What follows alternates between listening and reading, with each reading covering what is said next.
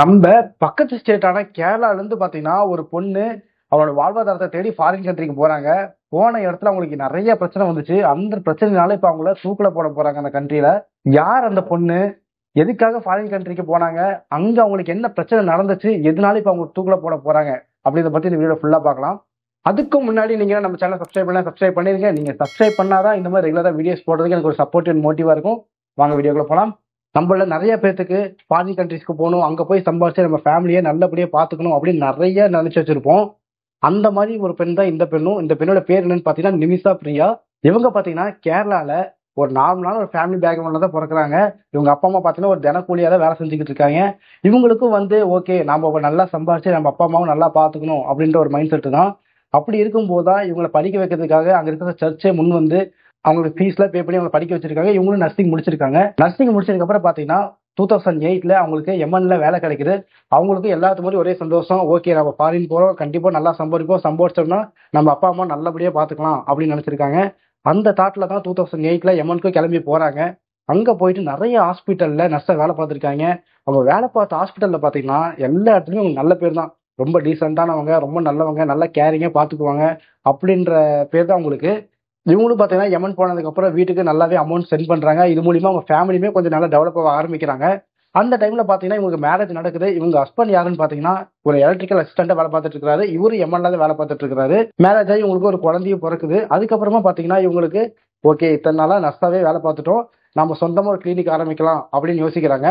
ஆனா எம்என்ல ஒரு சட்டம் இருக்குங்க. என்னன்னு பாத்தீங்கன்னா எம்என்ல வெளியூர்ல இருந்து ஒருத்தர் பிசினஸ் பண்றாங்க, அதாவது அதர் கண்ட்ரிஸ்ல இருந்து ஒருத்தர் பிசினஸ் பண்றாங்கன்னா அவங்களுக்கு நாமினியா எமன் நாட்டை சேர்ந்த ஒருத்தர் தான் இருக்கணும். அதாவது பார்ட்னர்ஷிப் அவங்க இருக்கணும். அவங்க தான் இன்வெஸ்ட் பண்ற மாதிரி இருக்கணும். அப்படி இருந்தா மட்டும்தான் ஒரு பிசினஸ் அங்க பண்ண முடியும். அந்த டைம்ல தான் பாத்தீங்கன்னா தலால்னு ஒருத்தர் நிமிஷா பிரியாக்கு இன்ட்ரோ ஆகுறாரு. இவரு பாத்தீங்கன்னா எமன்லயே ஒரு டெக்ஸ்டைல் வச்சிருக்கிறாரு. அப்படிங்கிறப்ப இவர் என்ன சொல்றாருன்னா, ஓகேமா நான் எல்லா இன்வெஸ்ட்மெண்ட்டும் பண்றேன், நம்ம ப்ராஃபிட்டை ஷேர் பண்ணிக்கலாம், உனக்காக எல்லா ஹெல்ப்பும் நான் பண்றேன், உன்னோட பிசினஸ்க்கு நான் நாமினியா இருக்கேன், இன்வெஸ்டரா இருக்கேன், எல்லாமாவும் நான் இருக்கேன் அப்படின்னு சொல்றாரு. ஓகே இவங்களுக்கு ஒரு சந்தோஷம். ஓகேப்பா இத்தனை நாளா நம்ம லைஃப் ஒரு ஆவரேஜா போயிட்டு இருந்தது, இப்ப நம்ம ஒரு கிளினிக் ஆரம்பிக்கிறோம், சொந்தமா ஒரு பிசினஸே ஆரம்பிக்க போறோம். அப்படிங்கிறப்ப நம்ம லைஃப் நல்லா இருக்கும், நம்ம பசங்களா இருக்கட்டும், நம்ம ஹஸ்பண்டா இருக்கட்டும், எல்லாரோட லைஃபும் நல்லா இருக்கும் போது அவரையே ஹாஸ்பிட்டலுக்கே கூப்பிட்டு வந்தெல்லாம் வேலை பார்க்கறதுக்கு அப்படின்னு எல்லாத்து மாதிரி காமனா தான் யோசிச்சிருக்காங்க. ஆனா இந்த இடத்துல தான் உங்களுக்கு பிரச்சனையே ஸ்டார்ட் ஆகுது. தலாலும் இன்வெஸ்ட் பண்றாரு, இவங்களும் ஒரு கிளினிக் ஆரம்பிக்கிறாங்க. கிளினிக் ஆரம்பிச்சு நல்லா போய்கிட்டு இருக்கு. ஆனா அந்த டைம்ல பாத்தீங்கன்னா எம்என்ல ஒரு கிரிசிஸ் ஸ்டார்ட் ஆகுது, ஒரு பெரிய ப்ராப்ளம். அந்த ப்ராப்ளத்தினால பாத்தீங்கன்னா அவங்க ஹஸ்பண்ட்க்கு, அதாவது நிமிஷா பிரியாவோட ஹஸ்பண்ட்க்கு வேலை இல்லை. அதனால அவர் கேரளாவே திரும்பி போயிடாரு. அவங்க பொண்ணை கூட்டிட்டு கேரளா போய் ஆட்டோ ஓட்டிட்டு இருக்காரு. பட் அவங்க பாத்தீங்கன்னா ஓகே நான் பிசினஸ் ஸ்டார்ட் பண்ணிட்டேன், இந்த பிரச்சனைக்கு பயந்து வந்தா என் பிசினஸ் ஃபிளாப் ஆயிடும், அதனால நான் இங்கேயே இருந்து இந்த கிளினிக்கை பாத்துக்கிறேன் அப்படின்னு சொல்லி அவங்க மட்டும் தனியா எமன்ல இருந்து அந்த கிளினிக் நடத்திக்கிட்டு இருக்காங்க. இப்ப பாத்தீங்கன்னா அவங்களுக்கு எந்த சப்போர்ட்டுமே இல்லை. நிமிஷா பிரியா மட்டும்தான் தனியா எமன்ல இருந்து அந்த கிளினிக் பாத்துக்கிட்டு இருக்கும்போது அந்த தலால்ங்கிறவரு ஃபுல்லா காசு ஆட்டையை போட ஆரம்பிக்கிறாரு. அதாவது ப்ராஃபிட்டையும் அவரே எடுத்துக்கிறாரு, இன்வெஸ்ட் பண்றது அவரே இன்வெஸ்ட் பண்ணிடுறாரு, ப்ராஃபிட்டையும் அவரே எடுத்துக்கிறாரு. இவங்களுக்கு எதுவுமே தரதில்லை. அது மட்டும் இல்லாம இவங்களோட டாக்குமெண்ட்ஸ் எல்லாமே அந்த தலால்ங்கிறவங்க வாங்கி வச்சுக்கிட்டாரு.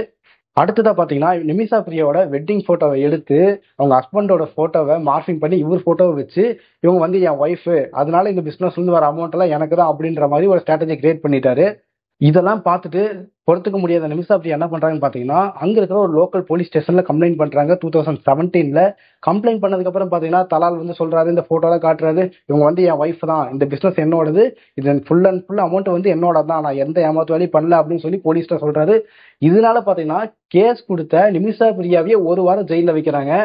இவங்க சீட்டிங் பண்றத சொல்லி ஒரு தப்பு தனக்கு எதிராக நடக்குது அப்படின்னு சொல்லி போலீஸ் ஸ்டேஷன்ல கேஸ் கொடுக்க போனா அங்க இருக்கிறவங்க எல்லாத்தையும் யூஸ் பண்ணி இந்த பொண்ணு மேலதான் தப்புன்னு சொல்லி ஜெயில வச்சு ஒரு வாரம் ஜெயில வச்சிருக்காங்க. அடுத்ததா பாத்தீங்கன்னா அங்க இருக்கிற போலீஸ்காரரும் ஒருத்தர் நல்லவராட்டு இருக்கு. அவர் என்ன சொல்லிக்கிறாருன்னு பாத்தீங்கன்னா, சரிம்மா நீ இங்கேயே இருந்தீங்கன்னா இவங்க கிட்ட மாட்டிக்கிட்டு இப்படியே வாழ்க்கை முடிஞ்சிடும், இவங்க கிட்ட தப்பிச்சு போறதுக்கு பாஸ்போர்ட்ல உனக்கு தேவை, அதனால நீ தலாங்கிறவருக்கு லைட்டா மயக்க மருந்து கொடுத்துட்டு அவர்கிட்ட இருந்து பாஸ்போர்ட் எடுத்துட்டு நீ ஊருக்கே கிளம்பி போயிரு, இங்க இருந்தா ஃபியூச்சரே வேஸ்ட் ஆயிரும் அப்படின்ற மாதிரி ஐடியா கொடுக்குறாரு. இந்த இடத்துல நீங்களா இருந்தா என்ன பண்ணுவீங்க? எல்லாருக்குமே ஒரு ஆபத்துல மாட்டிக்கிட்டோம், தப்பிச்சு போறதுக்கு வேற வழி இல்லை அப்படின்னா இந்த மயக்க மருந்து கொடுத்தாச்சு நம்ம தப்பிச்சு போனதுன்னு நினைப்பீங்க. ஏன்னா அவங்க ஒத்தாலும் அங்க இருக்கிறாங்க, எந்த சப்போர்ட்டுமே அங்க இல்ல. போலீஸ்மே கம்ப்ளைண்ட் கொடுக்க போனா அவங்களுக்கு எதிராக எல்லாம் நடக்குது. அப்படிங்கிறப்ப நீங்க என்ன பண்ணுவீங்க? அதே தான் அவங்களும் பண்ணாங்க, வேற வழி இல்ல, சரி மயக்க மருந்து கொடுத்துட்டு நம்ம பாஸ்போர்ட் எடுத்துட்டு கிளம்பலாம் அப்படின்ட்டு மயக்க மருந்து கொடுத்துருக்காங்க. பட் என்ன பிரச்சனைனா மயக்க மருந்து கொடுத்தது ஓவர் டோஸ் ஆயிடுச்சு. ஓகேப்பா நர்ஸா இருக்கிறவங்க இப்படி ஓவர் டோஸ் கொடுத்தா பேஷண்ட்டுக்கு என்ன ஆகுது அப்படின்னு நீங்க நினைக்கலாம். பட் அவங்க பேஷண்ட் கொடுக்கும்போது ஒரு நல்ல மைண்ட் செட்ல இருப்பாங்க, கரெக்டா கொடுப்பாங்க. பட் அவங்க இருக்கிறதே ஒரு பதட்டமான சூழ்நிலை. அவங்களுக்கு எப்ப என்ன நடக்கும்னு தெரியாத அளவுக்கு ஒரு சூழ்நிலை. அது மட்டும் இல்லாம பாத்தீங்கன்னா தலால் வந்து பல தடவை கன் பாயிண்ட்ல வந்து இவங்க மிரட்டியிருக்காங்க. அப்படி இருக்கிற ஒரு பெர்சன்ட்ட பார்த்து பொறுமையான ட்ரக் கொடுக்க முடியல. அந்த பதட்டத்துல கொடுத்தனால இப்படியே ஓவர்டோஸ் ஆயிருக்கு. அதனால அவர் இறந்து போயிட்டாரு. அது இறந்து போனதுக்கு அப்புறம் உங்களுக்கு என்ன பண்றதுன்னே தெரியல. சரி, ஓகே, நம்ம ஒரு பாடி டிஸ்போஸ் பண்ணிட்டு இங்க இருந்து தப்பிச்சு போயிடலாம் அப்படின்னு ஒரு ஐடியா பண்ணிருக்காங்க. ஏன்னா மாட்டினா போலீஸ்காரங்க விட மாட்டாங்க, இவங்க மேலதான் தப்புன்னு சொல்லுவாங்க. அதனால என்ன பண்றாங்கன்னா அங்க இருந்து பாஸ்போர்ட் எடுத்துக்கிட்டு ஒரு பாடி டிஸ்போஸ் பண்ணிட்டு சவுதி அரேபியாவுக்கு போறாங்க. சவுதி அரேபியாவுக்கு போகும்போது அங்க இருக்கிற போலீஸ் அரெஸ்ட் பண்ணிடுறாங்க. அரெஸ்ட் பண்ணி இங்க கூட்டு வந்துட்டாங்க. கூட்டு வந்துட்டு தூக்கு தண்டனை கொடுத்துறாங்க. இது எப்ப தூக்கு தண்டனை கொடுக்குறாங்கன்னு பாத்தீங்கன்னா 2020 உங்களுக்கு தூக்கு தண்டனை கொடுத்துறாங்க. அடுத்த பாத்தீங்கன்னா யமன் கவர்மெண்ட் இன்னொரு கிளைம் வைக்கிறாங்க. என்னன்னு பாத்தீங்கன்னா இவங்க வந்து தெரியாம தான் கொண்டிருக்காங்க. அப்படிங்கிறப்ப இவங்க வந்து பிளட் மணி அப்படிங்கிற ஒரு ப்ராசஸ் நடத்திக்கலாம் அப்படின்றாங்க. பிளட் மணினா அதுக்கு வந்து தியான்னு சொல்லுவாங்க. அதுக்கு அர்த்தம் என்னன்னு பாத்தீங்கன்னா, இப்ப அவர் இறந்துட்டாரு, தலால்ங்கிறவர் இறந்துட்டாரு. இவங்க வேணும்னு கொல்லல. நிமிஷா பிரியா வந்து தலாலோட ஃபேமிலிக்கு ஒரு அமௌண்ட்டை கொடுத்து காம்ப்ரமைஸ் பண்ணிட்டாங்கன்னா இந்த கேஸ்ல இருந்து அவங்க விடுவிச்சிடலாம். அப்படி அவங்க ஃபேமிலி காம்ப்ரமைஸ் ஆகலன்ட்டா இவங்களை கண்டிப்பா தூக்குல தான் போட்டாகணும் அப்படின்னு முடிவு பண்ணிட்டாங்க.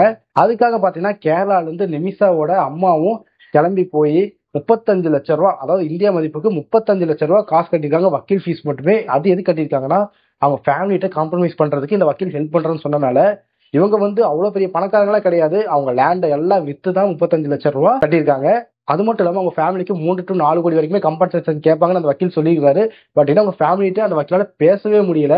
இப்ப 2024 எண்ட்ல என்ன சொல்லியிருக்காங்கன்னா, பிரசிடென்ட் வந்துட்டு இவங்க கண்டிப்பா தூக்குல போகணும்னு சொல்லிட்டாங்கன்னா தூக்குல போட்டுருவோம், அவர் மன்னிச்சு விட்டுறலாம்னு சொன்னா மன்னிச்சு விட்டுறலாம் அப்படின்னு சொல்லி கேஸ் நடந்திருக்கு. அப்படிங்கிறப்ப பிரசிடென்ட் என்ன சொல்லிட்டாருன்னா இவங்களை கண்டிப்பா தூக்குல தான் போட்டாகணும் அப்படின்னு சொல்லிட்டாங்க. ஸோ அப்படின்னா இந்த ஜான்வரிக்குள்ள நிமிஷா பிரியாவை கண்டிப்பா தூக்குல போட போறாங்க. அதுக்கு முன்னாடி நம்ம இந்தியாவும் அதுக்கான ஹெல்ப் முடிஞ்ச வரைக்கும் பண்ணிக்கிட்டு தான் இருக்காங்க அவங்களை காப்பாத்துறதுல. ஏன்னா இந்தியாவுக்கு வந்து டைரக்டா யமன்ல வந்து இந்த தூதரகம்லாம் எதுவுமே இல்லை. அதனால அவங்களால டைரக்டா எதுவுமே பண்ண முடியல. அதுக்கு மிச்சம் இல்லாம யமன்ல ஆல்ரெடி ஏகப்பட்ட பிரச்சனை. ஹவுதிஸ் ஒரு பக்கம், சவுதி அரேபியா ஒரு பக்கம் கண்ட்ரோல் வச்சிருக்காங்க. ஆனா இந்தியாவுக்கு பாத்தீங்கன்னா ஹவுதிஸும் நல்ல ஃப்ரெண்ட்ஷிப்பா தான் இருக்காங்க, சவுதி அரேபியாவும் நல்ல ஃப்ரெண்ட்ஷிப்பா தான் இருப்பாங்க.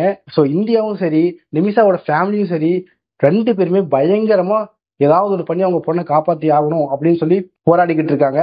நிமிஷா பிரியா மட்டும் இல்லைங்க, இந்த மாதிரி பல பேர் பாத்தீங்கன்னா துபாயா இருக்கட்டும், ஓமனா இருக்கட்டும், சவுதி அரேபியா இருக்கட்டும், வீட்டு வேலை இருக்கு, அந்த வேலை இருக்குன்னு சொல்லி நம்ம ஊர்ல இருந்து கிளம்பி போறாங்க. போறவங்களோட டாக்குமெண்ட்ஸ் இப்படிதான் புடிங்கி வச்சுக்கிட்டு அவங்கள ஒரு அடிமை மாதிரி தான் நடத்துறாங்கன்னு சொல்லி இன்டர்நேஷனல் லேபர் ஆக்டே சொல்லுது. இந்த கேஸை பத்தி நீங்க என்ன நினைக்கிறீங்க? நிமிஷா பிரியாக்கு தூக்கு தண்டனை கொடுத்தது சரியா தப்பா? நம்ம இந்தியால கூட இன்னும் நிறைய பேர்த்த ரேப் பண்ணவங்களா இருக்கட்டும், கொலை பண்ணவங்களா இருக்கட்டும் ஃப்ரீயா தான் சுத்திட்டு இருக்காங்க. அவங்களே ஃப்ரீயா சுத்தும் போது தெரியாம பண்ண தப்புக்காக இவங்களுக்கு தூக்கு தண்டனை கொடுத்தது சரியா தப்பான்னு கமெண்ட் பாக்ஸ்ல கமெண்ட் பண்ணுங்க. தேங்க்யூ.